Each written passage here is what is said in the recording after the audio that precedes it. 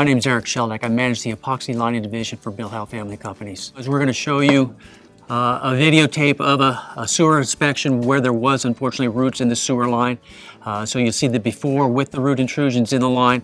You'll see the pipe after we have a chance to clean out the pipe with our cleaning materials, our mechanical chains that we use to clean the pipe out. And then the third video you're going to see is the after lining product and how we are able to rehabilitate that sewer line with the epoxy solution. You'll notice on this home we're accessing the roof vent for the sewer main due to the fact the house does not have accessible cleanouts for us to use. That is why Bill Howe Plumbing recommends if the home does not have cleanouts from its construction, double sweep cleanouts should be installed. You'll notice here the cast iron has some imperfections in it, allowing roots to grow in from the outside of the pipe. A second root intrusion within the cast iron pipe. You'll notice here a third root intrusion within the cast iron pipe. While doing the camera inspections, this is what the lining crews look for. Indications like this of a pipe that is breaking down, pipe that is corroded, allowing roots to grow in that could use the epoxy lining solution to cure their problems. What you're looking at here is what's called the property drop cleanout. Often these cleanouts are buried by either landscaping or hardscape that's been done at the property, but this is a point of access for the sewer line, typically located around the sidewalk area.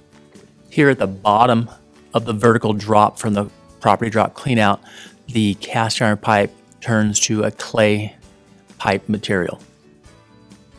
Here you'll see root intrusions in the clay pipe. Clay pipe comes in sticks of 5 feet. They're connected with a bell that has a rubber gasket. Over time, the earth shifts and it creates a small void of some sort, maybe in that gasket, that allows roots to grow in.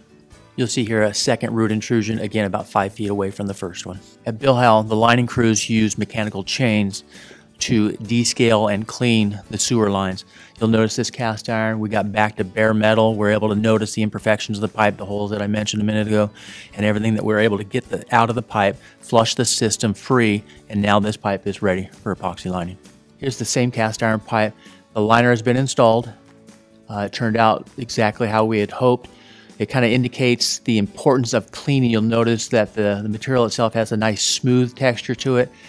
Mere jetting is not going to remove all that scale, and that would leave more of a lumpy kind of appearance in the pipe.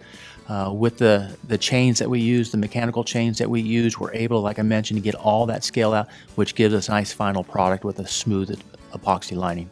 What you're looking at here is a connection point for the clay-to-clay pipe. This is where roots have a chance to grow in. You'll notice there are some little roots. This is after cleaning, so we did remove the major roots from this point.